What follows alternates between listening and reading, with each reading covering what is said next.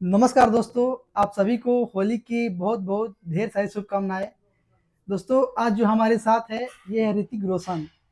और ये अपने माता पिता, गांव समाज और विद्यालय का भी नाम रोशन करने जा रहे हैं। इनको बिहार विद्यालय परीक्षा समिति के द्वारा पटना में 28 तारीख को टॉपर वेरिफिकेशन के लिए बुलाया गया है, जो कि हम सभी के लिए बहुत खुशी की बात है।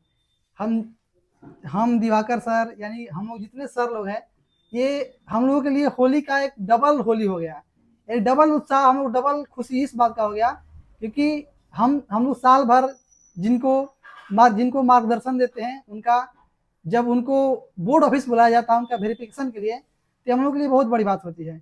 आपको जो है 28 तारीख को वहाँ बोर्ड ऑफिस पहुँचना है। 10 बजे सर। तो अभी आपकी मैम में क्या कोई घबराहट हुई है? कैसा लग रहा है आपको? ये सर ठीक लग रहा है, लेकिन पहली बार जा रहे हैं तो थोड़ा घबराहट महसूस हो रहा है कि हाँ। क्या आएगा क्या नहीं पूछेगा, तो उसी लिए बाकी सब क्लियर कर रहे हैं। चलिए, तो वैसे दर्शक, अगर आपको भी बोर्ड ऑफिस जाना है तो आपको बता दें, घबराने की कोई जरूरत नहीं है।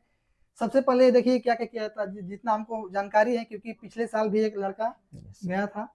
तो सबसे पहले आपको वहाँ पे, जब वहाँ प्रवेश कीजिएगा यस तो वहाँ पे लाइव कैमरे लगे रहते हैं। आपको लाइव कैमरा के सामने अपना इंट्रोडक्शन देना होता है, सेल्फ इंट्रोडक्शन। यस आपको सर। हिंदी में या इंग्लिश में कहा जाएगा कि अपना इंट्रोडक्शन दीजिए। और इसके बाद आपको अंदर भेजा जाएगा। तो अंदर में अलग अलग चेयर और टेबल लगा के अलग अलग सब्जेक्ट के टीचर बैठे हुए रहते हैं। उनके हाथ में आपका कॉपी और वो प्रश्न पत्र रहता है। जो प्रश्न पत्र दिया गया होता है, जिसका जिसे आपके पास प्रश्न पत्र है, यस सर। तो वो क्वेश्चन उनके पास रहता है और आपका कॉपी भी उनके पास रहता है। तो वो लोग अब एक एक करके, सबसे पहले मान लीजिए संस्कृत के टीचर आए, उनके पास आप गए।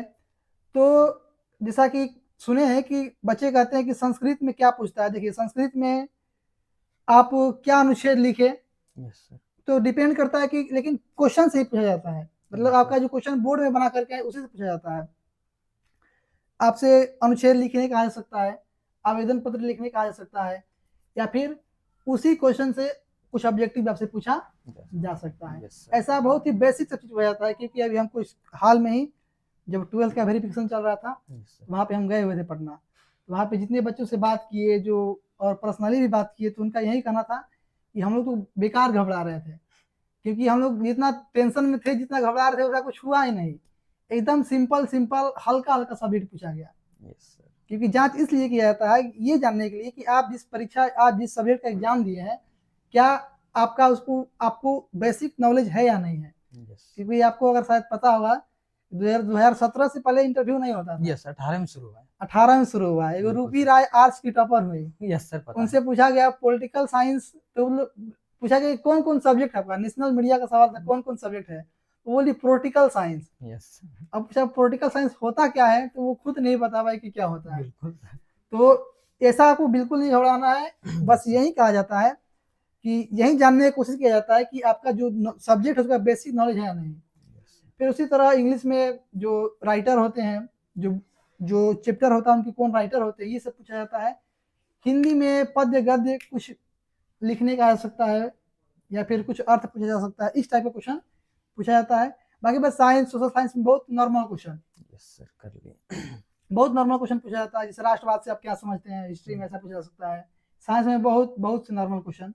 तो घबराने का बिल्कुल बात नहीं है, बिल्कुल नॉर्मल क्वेश्चन, साधारण क्वेश्चन आपसे पढ़ा जाएगा। आपका जो क्वेश्चन पेपर होगा उसको एक बार रिविजन कर लीजिएगा, यस सर। उसके बाद आपको वहाँ पर कोई दिक्कत नहीं। नहीं होने वाला है। और एक बात आप लोगों को पहले बता देते हैं कि वहाँ पर जो बैठे रहते हैं उनसे कभी आपको बहस नहीं करना है। बिल्कुल सर। क्योंकि ऐसा हम सच बता रहे हैं, वहाँ जो वेरिफिकेशन में गए थे, वहाँ एक लड़का था, वो वहाँ पे जो बैठे थे उनको चैलेंज करने लगा कि नहीं सर, हम बिल्कुल सही है सर, ऐसा नहीं है सर, वैसा नहीं है सर।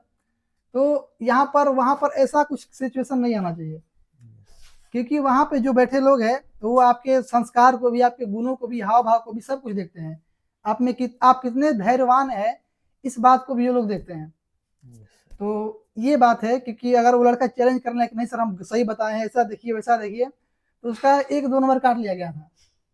बिल्कुल सर। तो ऐसा जो भी आ रहे हैं, आपको बिल्कुल ऐसा नहीं करना है। आपको बिल्कुल डिसिप्लिन को फॉलो करना है, और जो पूछेंगे उसको बताना है।